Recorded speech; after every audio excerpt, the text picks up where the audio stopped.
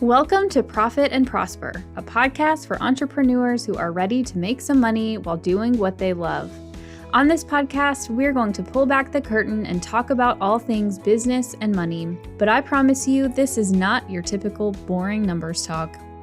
I'm your host, Sarah Young, a CPA and CFO with over a decade of experience in finance, business, and leadership. I'm going to share everything I've learned from helping my clients grow more profitable businesses and keep more of what they earn while growing my own successful business along the way. You'll feel empowered and confident that you too can grow your wealth, live a rich life, and have an impact. Stick with me and you might even start to think that finance is fun. Let's dive in.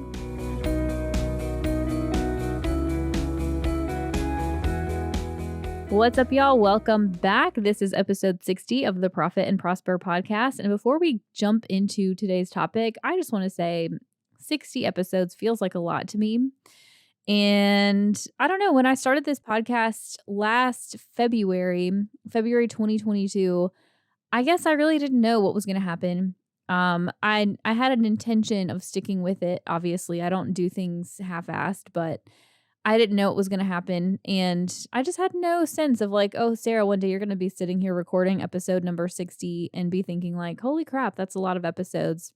And I won't lie, not to toot my own horn, but those of you who maybe have a podcast or blog or YouTube channel or something, you may know like it takes a lot of consistency to show up pretty much every week and record episodes. So patting myself on the back for that.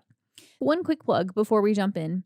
That is, for those of you who listen, I know that there are a whole bunch of you who listen every week, or pretty much every week. If you have not taken like 2 seconds to go and leave me a review on Apple Podcasts or even Spotify podcasts, I'm going to ask that you be really kind and do that. Because my goal for this podcast in 2023, I just plan, I hope to keep it growing. I hope to be able to reach more people because I think that everybody needs to hear what I'm talking about. And that is money and business and building wealth, especially you women business owners. So, help spread the word. Leave me a review. We've got, I think 20 or so reviews. There are vastly more than 20 people who listen to this podcast every week. So quick shameless plug, go leave us a review. Well, I keep saying us. I mean, it's me. I have a podcast manager, obviously, but please go leave me a review. I will greatly appreciate it. Love you forever. Okay, so I want to talk about fire. And I realized the other day that I have not really talked that much about fire, even though that is how I have come to develop my own personal wealth strategy. Is I started learning about the fire movement back when I was still in my corporate job. So I don't know, it must have been 2017, 2018, something like that. So, it's been years that I have been working towards this goal and I have read a ton of books about fire and somehow I just haven't really talked about it. So FIRE stands for Financial Independence, Retire Early, or it may be Financially Independent, Retire Early. Basically, it is a movement of people who don't want to have to wait until they're 60 plus to be able to retire, to be able to be financially independent. Financial independence means that you have money coming in and you don't have to work for it anymore, which means you have more choice available in your life because you don't have to show up to a W-2 job or even in your business, in your job within your business. You can have the freedom to live the life that you want to live. I think, if you're like me, you were raised around a family who definitely believed in working hard and putting money into your 401k. And then one day when you're 65, you're finally able to relax and kick back and, enjoy your life, I guess. But I really don't think that way. I'm 36. I just turned 36 last month. And, it's my goal that by the time I'm 45 to have reached my financial independence goals. So in this episode, I am going to talk about my own personal FIRE strategy, how I came up with my numbers, what my numbers are, and my plan for 2023. I sent an email about this back in January, and I'm going to tell you, out of all the emails that I have sent ever, I think that I got the most replies back from people reading my newsletter And so I know that it seems like it maybe struck a chord. So I thought I would talk a little bit more about my own personal wealth strategy. And it's now been almost 3 months anyway since I sent that email. And so I'll talk about things that have changed since I wrote it 3 months ago. All right. So first, I want to explain a little bit more about how fire works.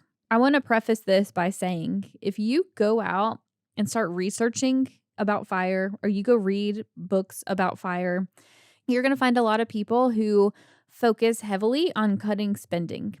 So when you think about becoming rich, I think there's this overall sense from most people that the way to become rich is to save, is to pinch your pennies and not spend any money and save as much as you can. And that's how you're going to build up your, pile of acorns. I imagine like a little squirrel, like piling away nuts, right? I don't believe in that. I think if you've been around here for any period of time, you probably already know. I'm not advocating for like overspending and living, some lavish lifestyle unless you want to, in which case, more power to you.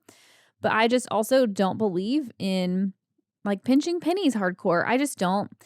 I don't believe that saving and being cheap about everything is the fastest path to being rich. And especially for us business owners, that I advocate for making more money as the easier lever and faster lever to pull to build your wealth faster. And so when I talk about my strategy, you will hear that one of the key pieces of my fire strategy is to increase my income, to continue to increase my income from my business as one of my key wealth strategies. And the reason, when I first started reading about fire, I came across all these people who were talking about how cheap they eat, how they house hack, meaning they're renting out like extra rooms in their house all the time so that they don't have to pay rent, stuff like that. And I'm like, okay, that's great if that's what you want to do. They kind of gamify it, I think, to be like, how low can I get my monthly expenses? Because the lower you get your expenses, the faster you can retire because you need less money invested to cover a lower monthly expense amount. But when I think about doing those things, like that really just doesn't get me excited. Like I'm not excited to live my whole life being really frugal. And again, I know that other people do enjoy that and that's totally fine. Go do you. Now, I drive a 2007 Honda Accord. My husband drives a 2014 Jeep. We bought our house in 2017. We did not pay $1 million for it. We'd have to pay $1 million for it today, but that's another story, right? Like we bought a house that at the time was a stretch for us. It was as much of a stretch as we could get to, basically. But I'm glad we did it because we've ended up having a house that we can stay in, right? We don't have to move. We can live there. And I certainly want to upgrade some things, but like it's a great house. We will not need anything else ever, unless we far surpass the goals I'm going to talk about and can afford like some crazy nice house. If money is no object anymore, then maybe I'll change my mind. But, we have this and we have a mortgage at 1.99%, which is unbelievable.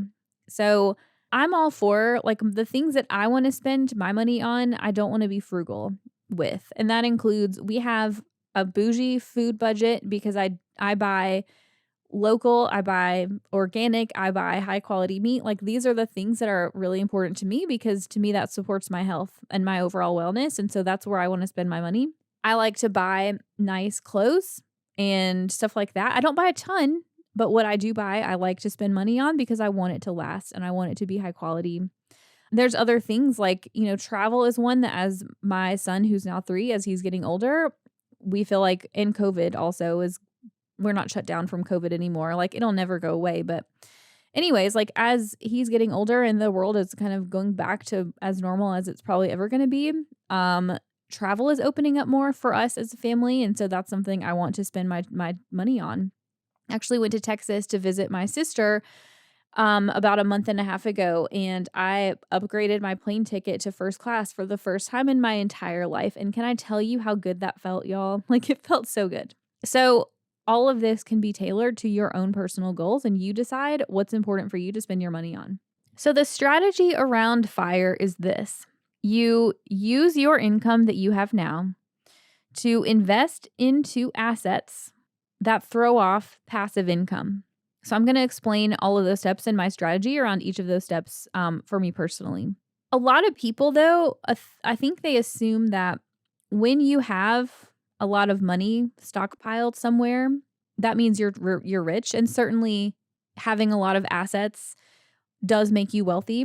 But what's more important is the cash flow number. So the point of FIRE is that you build up your assets to the point to where those assets create enough cash flow every month or every year that you can withdraw the cash flow from that passively generated income, right? You can take that and then use that to cover all of your spending bills. And you structure it so that you don't draw down on your assets, right? Your assets stay invested in whatever they're invested in, and you use the income that those assets generate to pay all of your bills. And when you reach that point, that means you no longer need any W-2 jobs. You no longer even need your business's income to pay all of your bills. And can you imagine how freeing that is? My husband and I recently sort of realized that we have enough money currently that we have that choice now. And I'm going to tell you, this is something that I have been I won't say I'm struggling with it, but it's been sort of a little bit of an identity crisis, I would say. We have my business. So if I were to go and sell my business, I think after tax, I should be able to walk away with about $400,000 in my pocket, increasing every day as my business continues to grow. If we wanted to sell our house because of the timing of how we bought our house, in a lot of cases, like when I'm doing my math, I don't include the equity in our house. But if we wanted to, we could sell our house and walk away with multiple six figures in cash in our pockets because of the luck that we have had in the timing of when we bought our house and what our mortgage is and how much the property values have increased where we live. So if I were to liquidate those two things, then I also have my old retirement accounts that I have had from my corporate days and that I've continued to contribute a little bit of money to, plus our other cash and other things. And then my husband has some other stuff on his side too. Collectively, what that means is we realized we could legitimately sell all of these things off and we would collect enough money. You know, we might not have as much cash flow coming as we do now. Like we would take a cut in our monthly spending unless I kept working or he kept working. But we realized we have enough. And when I tell you the identity crisis of like, now I realize that I have the choice. Me showing up and doing this in my business every day is now my personal choice. I'm choosing that not because I have to work, but because I want to. And the difference is it's incredible. It really is. The knowledge of like I can, burn it all down and start over again. I'm not saying I'm going to, but like just the freedom is insane. So let's go back to the overall strategy. You use the cash flow that you have coming in, and that's going to be either your business's income, or maybe you also have a W-2 job, or your spouse has a W-2 job. You have income coming in that way. You use some of that income to invest into assets. Assets are things that have value that give you cash flow. Examples would be retirement accounts, brokerage accounts, real estate, even your business is an asset. Things of that nature, basically. Anything that has a value, you could turn around and like someone would give you money for it because of that value. And you want to make sure that you invest into assets that have the potential to give you passive income. So when I say passive income, I do not mean courses or things like that people love to throw around and say courses are passive. Like they're not nearly as passive as people say they are. However, like they can be a part of your overall like cash flow strategy. Because remember, it comes down to having the cash flow coming in to cover your spending money, to cover your living expenses. And so that could be maybe you have some money coming in from a course. My husband actually put several courses in real estate and like financial modeling on Udemy, which is a course platform, years ago. And I'm going to tell you, he has consistently had like $800 to $1,000 a month coming in for at least, it must be like 7-8 years at this point. Like it's insane, right? How long these things have lasted. And so it can definitely be one of the strategies, but like not the only strategy. Basically, the point is passive income. So examples of passive income, one example would be retirement distribution. So when people think about traditional retirement, Your income is going to come from selling off a portion of your retirement portfolio and transferring that to your personal bank account, and you use that to pay your bills. That's one traditional example. Brokerage accounts can do this too, especially if you invest into things that give you high dividends. So, dividends are basically when corporations pass some of their cash flow off to their stockholders. If you have their stock within your brokerage account, they're going to give you some of those dividends. Dividends are totally passive. I get dividends in my retirement accounts and they just get reinvested.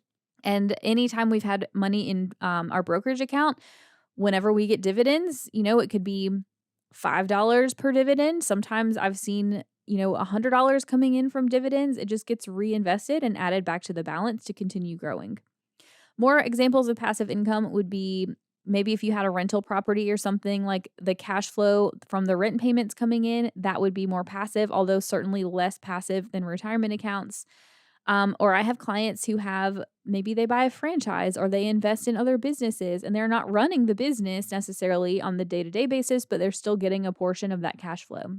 The opportunities for passive income, like there's a ton of different ways that you can get passive income, but the goal is ultimately it's less about the number that you have invested and more about how much cash flow you can generate.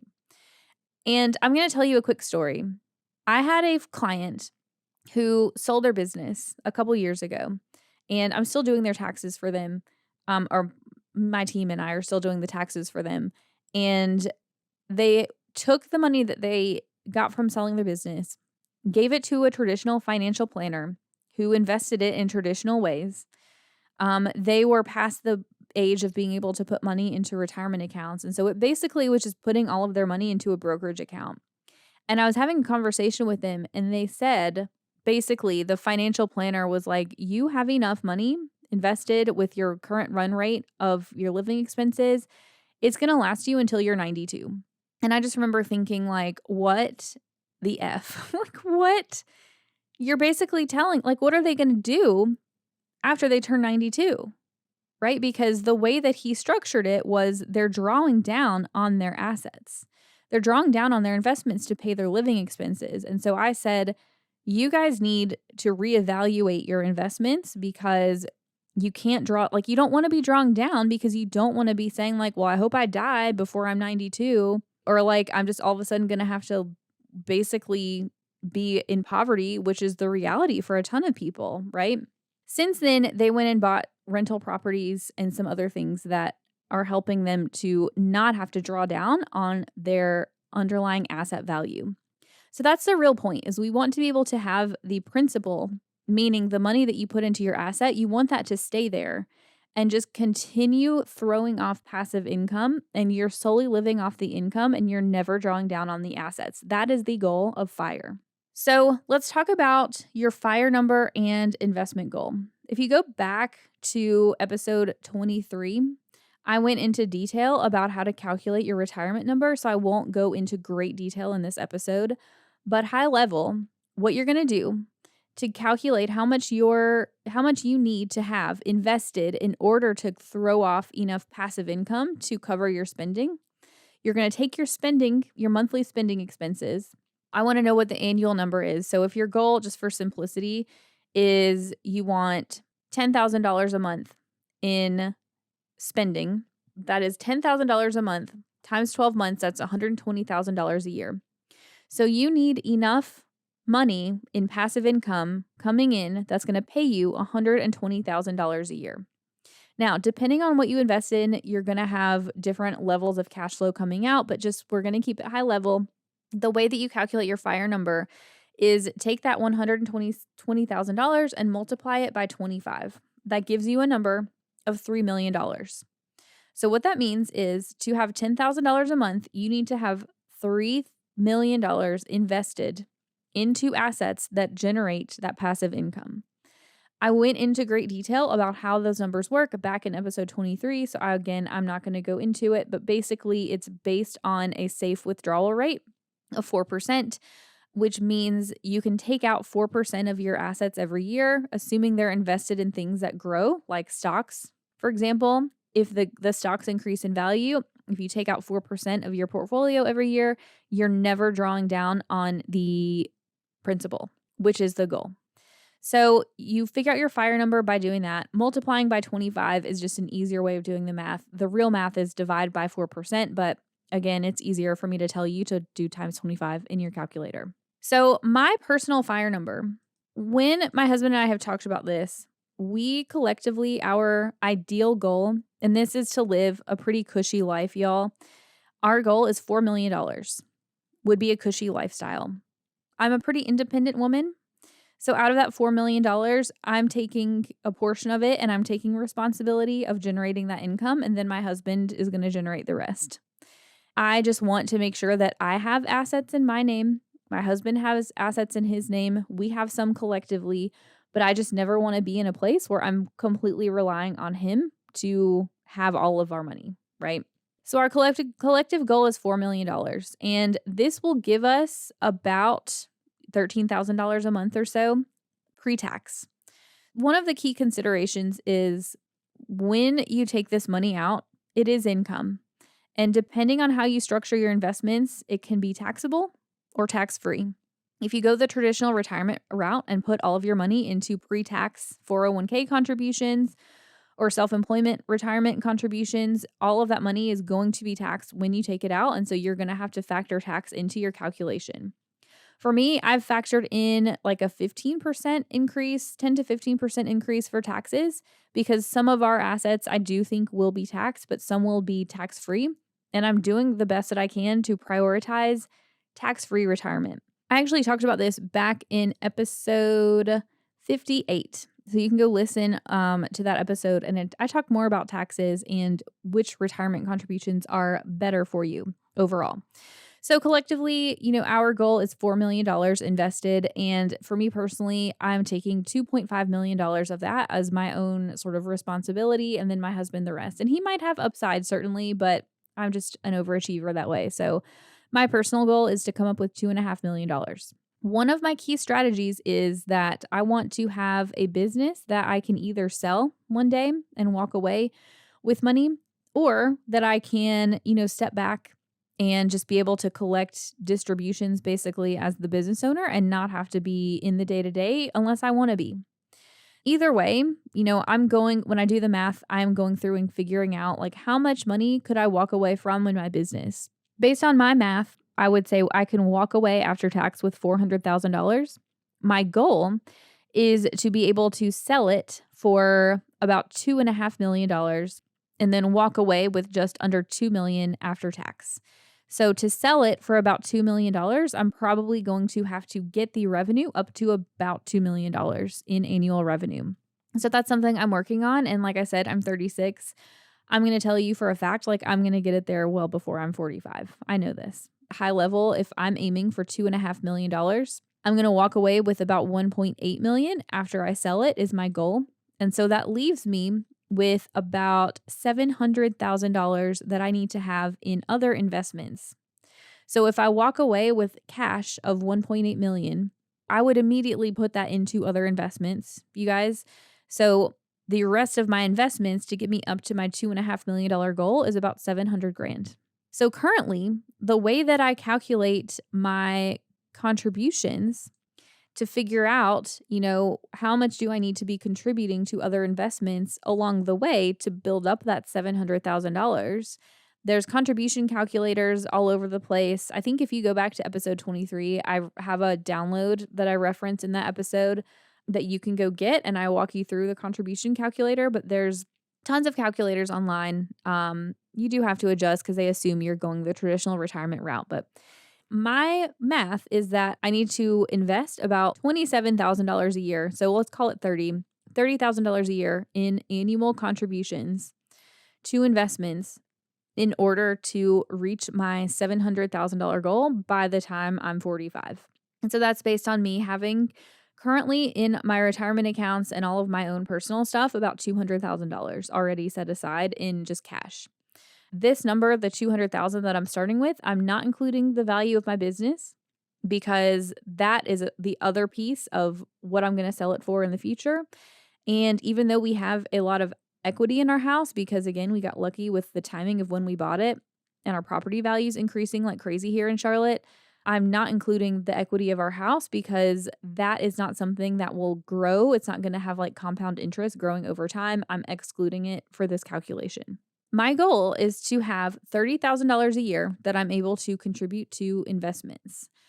I am on a path to be able to do that this year. And, I really think that for me, it comes down to setting up just an automated contribution.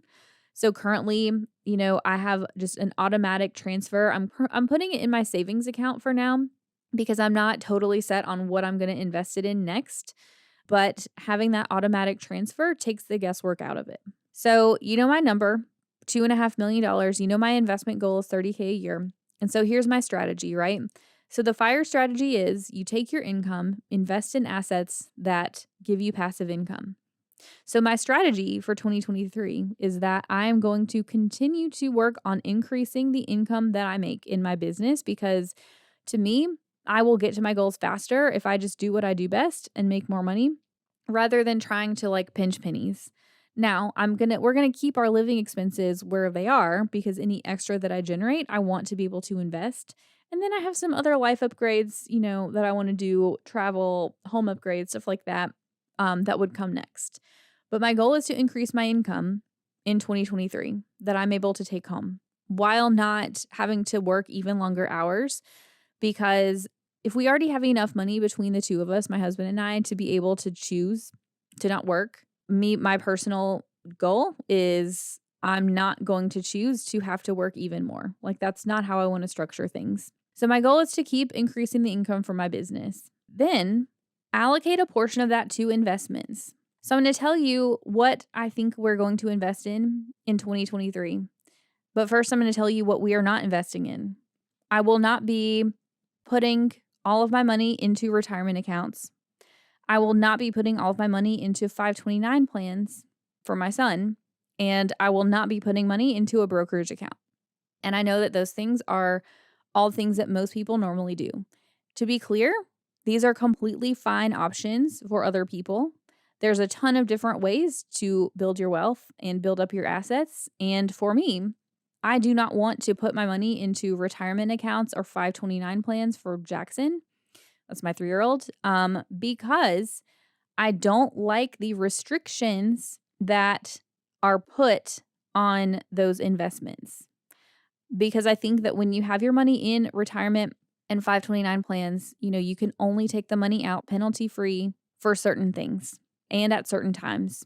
And so I do not want to have my money locked up because again, if I'm going to retire when I'm 45 or before I'm 45, like there's a ton of time before I'm going to be retirement age. So I'm not going to lock my money up. I already have $200,000 of my own money. I have done the math in 10 years. If I don't invest any more into that pot of money, it will grow from 200,000 to 365,000 without me touching it. And I'm fine with that happening. Like I don't necessarily want any more in that bucket, at least not this year. So I'm also not putting my money into a brokerage account. The reason for that is not that I hate brokerage accounts. I just think that the tax benefits of some other things are better. Brokerage money is not tax-free money. So yes, you put the money in after tax, but you have to pay capital gains tax on any earnings on that brokerage account. And I have seen clients, especially when they're still in their business, if you have a high income from your business, if you sell off things in your brokerage account, you are also subject to, you have capital gains tax, which yes, is lower than income tax. But if you have a high income, you also have net investment income tax, which is 3.8% on top of the capital gains rate. And then you also have state income tax. And so between those things, you can almost get to just under 30% of tax. And I'm like, no, I'm not going to pay 30% of my earnings to the man, right? The other thing is with a brokerage account, when you're investing in stocks, my opinion is that I never want to be trading stocks. I actually have many clients who, as we've been prepping taxes, they have 1099Bs, which is the form that shows like gains and losses when you buy and sell stocks and stuff like that. I'm going to tell you, out of the multitude of forms that I saw for 2022, I can think of one person who made money and everybody else lost money. Trading stocks is not the way to go, you guys, unless you are a professional trader. which I know is probably not anybody listening to this podcast. Brokerage accounts work if you're going to leave your money in for the long run, okay? The long run, because you're going to make money in the long haul. If you're going to have your money in there short term or even medium term, I would say there's other things. So our assets that we want to invest in 2023 are going to be first real estate. A lot of this is going to be up to my husband, and we already have enough cash on hand to do, the investments that we want to do. Part of the reason that I'm putting my contribution money for the short term, at least for right now, into a savings account is that I am not I'm holding off to say do we need it for real estate investments this year? If so, we have it ready. If we don't need it, then I will deploy it elsewhere. The elsewhere, I'll come back in Q3 and update you on what I've done. As soon as I do it, I want to talk about it. I believe that I am going to go the route of opening up a cash value life insurance plan. This is also called a 7702 plan, referencing the tax code that talks about life insurance plans. The tax benefits of these, you have to structure this plan carefully. You also have to very carefully consider the expenses of this plan because they can be expensive, especially if you're not setting them up the right way.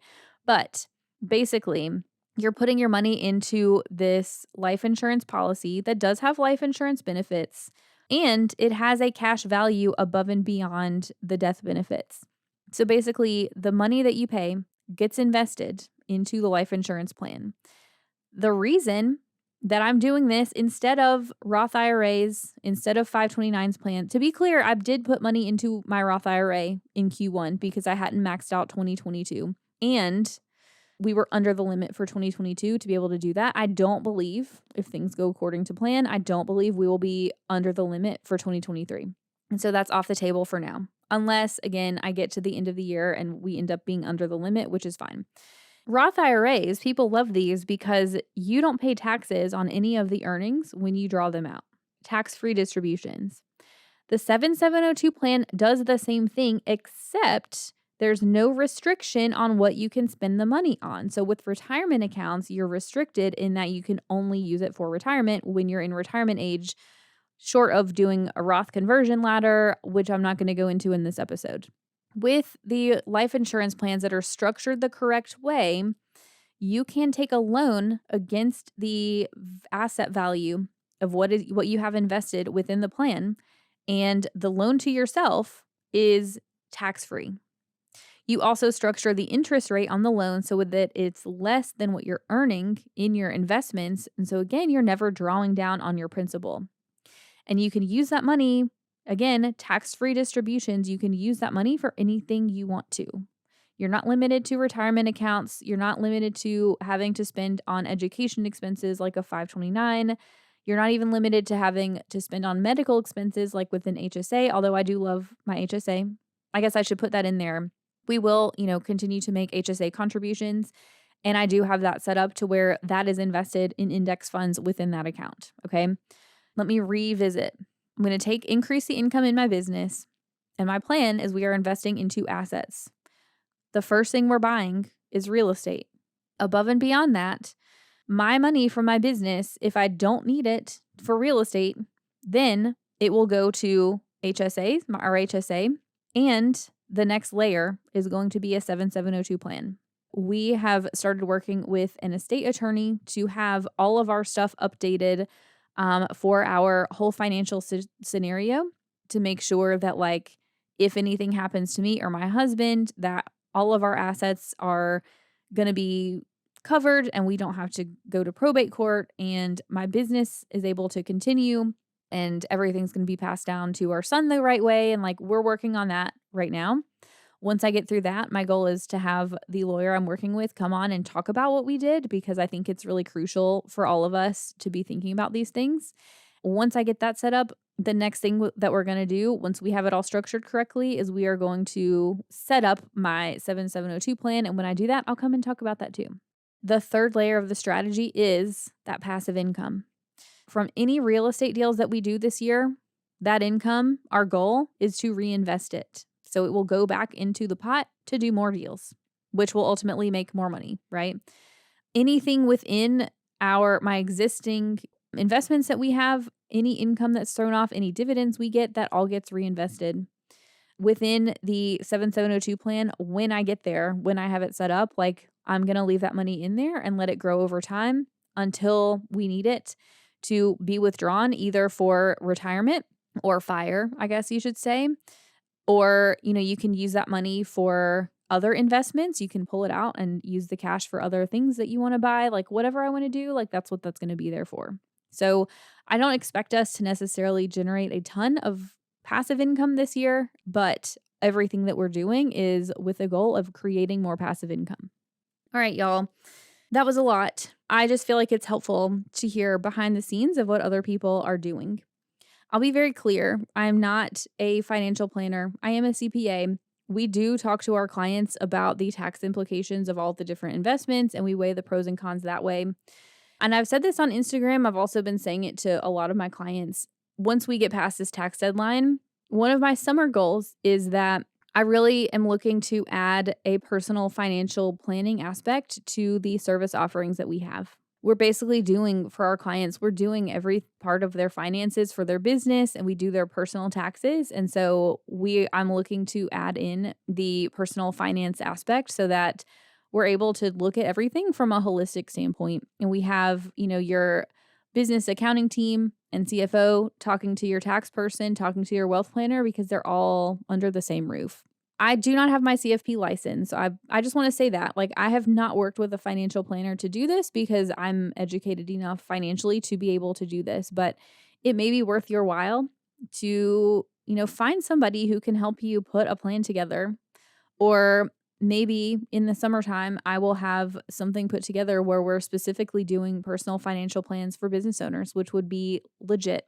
My current clients will get first dibs at whatever we do. So if you are interested in getting into our world to where, starting with our tax package, I would say is a great starting point. So when you're making a decent income from your business, my threshold is, I would say, when you're making like $50,000 to $75,000 a year in profit from your business, let's start talking about our tax package, the concierge business tax. You can go check out everything that's included at trustyoungco.com/concierge. But basically, we are year-round your tax partner. We have biannual planning sessions and strategy sessions where I literally go through and we talk about business goals. We talk about cash flow forecasting. We talk about your tax plan, what's going to happen if you do different things from a tax standpoint. And we talk about investments. Okay. We talk about retirement accounts. I have clients who make real estate investments or clients who buy franchises. Like, we talk about all of those things, looking at things from a holistic standpoint and how your business fits into that. So if you would like to go check that out, like I said, go to trustyoungco.com/concierge. Scroll all the way to the bottom. There's an inquiry form. It might point you to the wait list because I am my own website updater and I probably will not have it updated by the time this comes out, but just fill out the inquiry form. And then as soon as I have consults opening up on my calendar, I will let you know. So that is all I've got for today. This was fun to talk about, and I hope that it was helpful for you to hear the behind the scenes. And I will see you back next week where we're going to talk more about the order of investing and how we prioritize our clients' cash flow.